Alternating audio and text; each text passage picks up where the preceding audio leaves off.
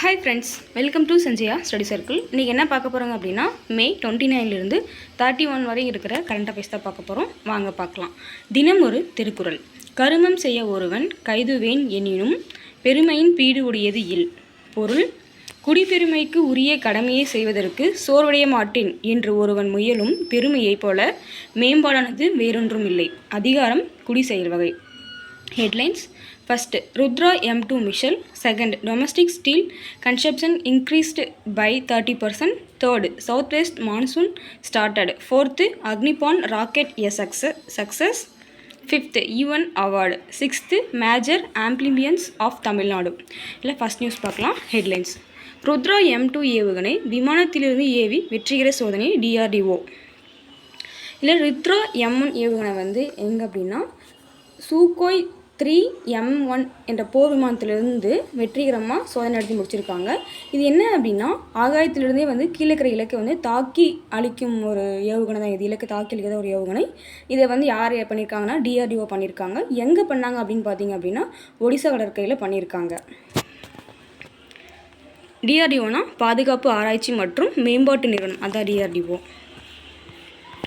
Next news: 13% அதிகரித்த உள்நாட்டு நுகர்வு. 2023-24 நிதியாண்டில் வந்து இந்தியாவின் உருகு நுகர்வு வந்து 13% வந்து அதிகரிச்சிருக்கு. இது ஏன் காரணம் ரீசன் சொல்கிறாங்க அப்படின்னு பார்த்தீங்க அப்படின்னா வாகன உற்பத்தி மற்றும் உள்கட்டமைப்பு துறையின் வந்து தேவை வந்து அதிகரிச்சிருக்கு. இதனால தான் வந்து இந்த உருகு நுகர்வு வந்து அதிகரிச்சிருக்கு. இப்போ பார்த்தீங்க அப்படின்னா 2022-23 நிதியாண்டில் வந்து 12.7 கோடி டன்னாக இருந்த இந்த உருகு உற்பத்தி 2023-24 நிதியாண்டில் வந்து 12.6% இன்க்ரீஸ் ஆகி 14.3 கோடி டன்னாக வந்து இப்போ உயர்ந்திருக்கு. அதுவும் இல்லாமல் வந்து தேசிய உருகு கொள்கையின் கீழ் வந்து 2030 வந்து இந்தியாவின் வருடாந்திர உருகு உற்பத்தி எவ்வளோ இருக்குன்னா 30 கோடி டன்னாக இருக்கும் அப்படின்னு சொல்லிட்டு சொல்லியிருக்காங்க. அடுத்த நியூஸ்: தொடங்கியது தென்மேற்கு பருவக்காற்று. தென்மேற்கு பருவக்காற்று வந்து இந்த இயர் வந்து 2 இயர்ஸ் முன்னாடி வந்து ஸ்டார்ட் ஆகிருக்கு.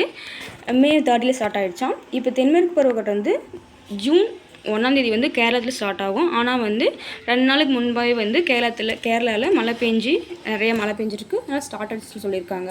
அடுத்து பார்த்திங்கன்னா ஜூலை 15 வந்து நாடு முழுவதும் வந்து ஃபுல்லாக தென்மேற்கு பருவக்காற்று மழை வந்து ஸ்டார்ட் ஆயிரும் அப்படின்னு சொல்லியிருக்காங்க. அதுவும் இல்லாமல் வந்து தமிழகத்தில் ஓரிரு இடங்கள், அதான் புதுச்சேரி மற்றும் காரைக்கால் பகுதியில் மே 31 முதல் வந்து ஜூன் 5 வரையும் வந்து இடியுடன் மழை பெய்யுதுன்னு சொல்லியிருக்காங்க. அதுவும் இல்லாமல் குறிப்பாக வந்து நம்ம தமிழகத்தில் பார்த்திங்க அப்படின்னா ஜூன் 1, 2 ஆகிய தேதிகளில் கிருஷ்ணகிரி, தருமபுரி, திருப்பத்தூர், சேலம், ஈரோடு, நீலகிரி, கோவை மாவட்டங்களில் வந்து ஓரிரு இடங்களில் மழை பெய்ய வாய்ப்பு இருக்குது அப்படின்னு சொல்லியிருக்காங்க. அடுத்த நியூஸ் பார்த்திங்க அப்படின்னா அக்னிபான் ராக்கெட் திட்டம் வெற்றி.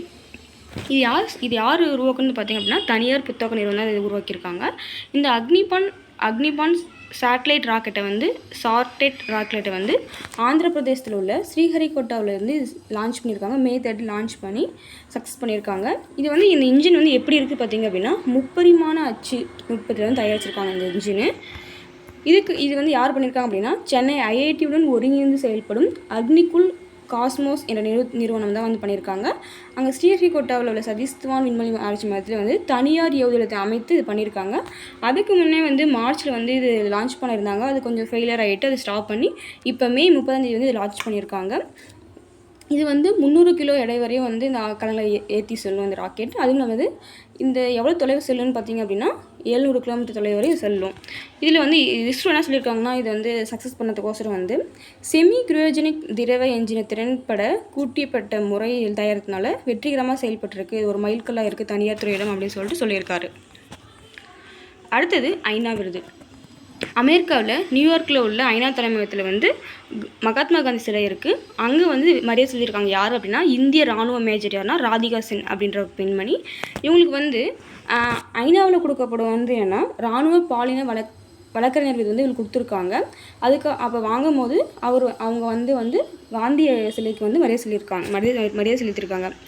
ஐநாவோட பொதுச்செயலாளர் யார் பார்த்திங்க அப்படின்னா அந்தோனியோ குட்ரஸ். அடுத்து பார்த்திங்கன்னா தமிழ்நாட்டின் முக்கிய நீர்வீழ்ச்சிகள்.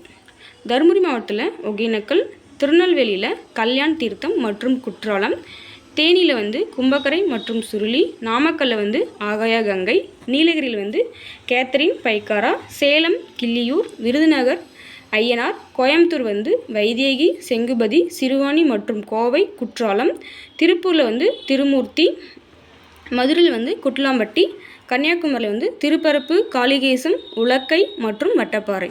Thank you friends.